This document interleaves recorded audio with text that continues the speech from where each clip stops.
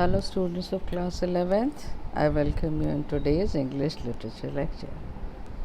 Today again we'll continue with the story The Summer of the Beautiful White Horse.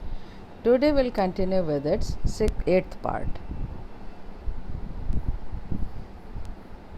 Now, till now you have come to know that Murad, the cousin of the narrator, had stolen the white horse, and the white horse belonged to a farmer known as John Byroe. Now let us see what happens further.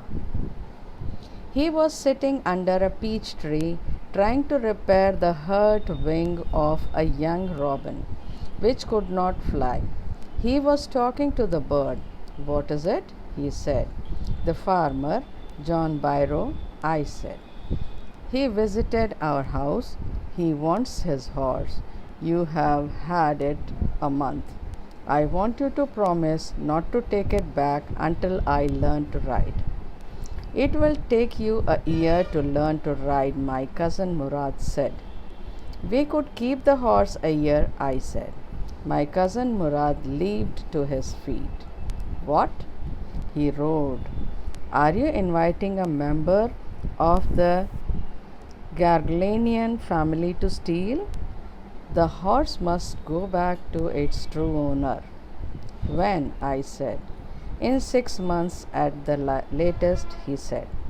He threw the bird into the air. The bird tried hard, almost fell twice, but at last flew away high and straight. Early every morning for 2 weeks, my cousin Murad and I took the horse out of the barn of the deserted vineyard where we were hiding it and rode it. And every morning the horse, when it was my turn to ride alone, leaped over grapevines and small trees and threw me and ran away. Nevertheless, I hoped in time to learn to ride the way my cousin Murad rode. One morning, on the way to Fetwazian's deserted vineyard, we ran into the farmer John Byroe, who was on his way to town. "Let me do the talking," my cousin Murad said. "I have a way with farmers." "Good morning, John Byroe," my cousin Murad said to the farmer. The farmer studied the horse eagerly. "Good morning, son of my friends," he said. "What is the name of your horse?" "My Heart," my cousin Murad said in Armenian. "A lovely name," John Byroe said, "for a lovely horse. I could swear it is the horse that was stolen from me many weeks ago. May I look into his mouth?" "Of course," Murad said. The farmer looked into the mouth of the horse. "Tooth for tooth," he said. "I would swear it is my horse if I didn't know your parents. The fame of your family for honesty is well known to me, yet the horse is the twin of my horse. A suspicious man would believe his eyes instead of his heart. Good day, my young friends." "Good day, John Byroe," my cousin Murad said. अब देखिए किस तरह से, कितनी चालाकी से मुराद अपनी चाल खेलता है, जो नरेटर का कज़न है। वो जो मुराद था वो क्या कर रहा है अब? वह एक आड़ू के वृक्ष के नीचे बैठे थे, मुराद और उसका नरेटर जो कहानी सुना रहा है। एक छोटे रॉबिन पक्षी के चोट खाए पंख की मरम्मत कर रहे थे, जो उड़ नहीं सकता था। वह पक्षी से बात कर रहे थे। "यह क्या है?" वह बोले। "किसान, जॉन बायरो," मैंने बताया। "वह हमारे घर आए थे। वह अपना घोड़ा वापस चाहते हैं। तुम घोड़ा 1 माह तक रख चुके हो। मैं चाहता हूँ कि तुम वचन दो कि घोड़े को तब तक लौटाओगे नहीं जब तक मैं सवारी करना सीख नहीं लेता। तुम्हें तो सवारी करना सीखने में 1 वर्ष लग जाएगा, मेरा भाई मुराद बोला। तो हम लोग घोड़े को 1 वर्ष तक अपने पास रख लें, मैंने कहा। मुराद उछलकर खड़ा हो गया। क्या कहा? वह चीखा। क्या तुम गर्गलेनियन परिवार के एक सदस्य को चोरी करने का निमंत्रण दे रहे हो? घोड़े को उसके असली मालिक के पास जाना ही चाहिए। कब? मैंने पूछा। अधिक से अधिक 6 माह के अंदर, वह बोला। उसने पक्षी को हवा में उड़ा दिया।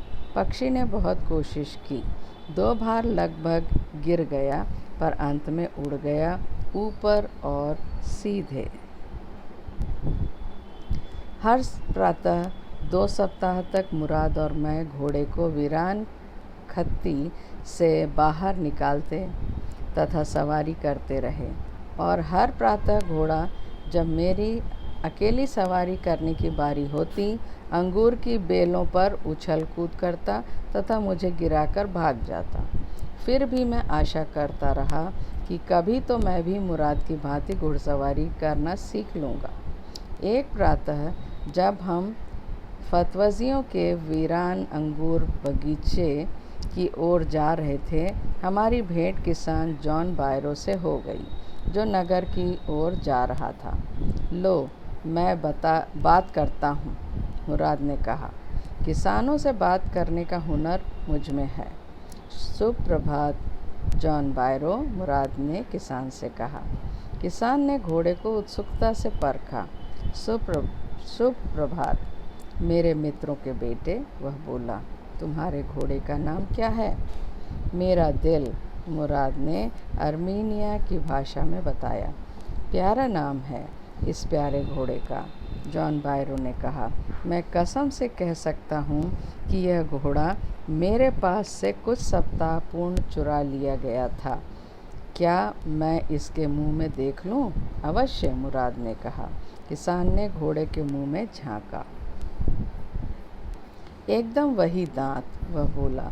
मैं शपथ के साथ कह सकता हूँ कि यह घोड़ा मेरा है, यदि मैं तुम्हारे माता पिता को न जानता होता। तुम्हारा परिवार अपनी ईमानदारी के लिए प्रसिद्ध है, यह बात मैं जानता हूँ। फिर भी यह घोड़ा मेरे घोड़े का जुड़वां है। संदेह युक्त व्यक्ति तो अपनी आँख पर हृदय की अपेक्षा अधिक विश्वास करेगा। शुभ दिन मेरे युवा मित्रों। गुड डे जॉन बायरो, मुराद ने कहा। तो बच्चों, आज कहानी यहीं तक। अब आगे की कहानी नेक्स्ट लेक्चर में लेकर के आएंगे। तो तब तक के लिए मैं थैंक यू बोलना चाहूँगी। लेकिन एक बात और आपको बता दें कि जैसे ही ये कहानी पूरी होगी, एक छोटा सा टेस्ट आप लोगों को देना होगा, वो भी ऑनलाइन ही होगा। मैं प्रश्न दे दूँगी और प्रश्नों के उत्तर आप अपनी कॉपी में लिख करके मेरे पास चेक करने के लिए भेजेंगे, जिसमें आपको नंबर मिलेंगे। एक जानकारी और देना चाहूँगी बच्चों, मैंने लेटेस्ट सिलेबस आपके इस ग्रुप में डाल दिया है।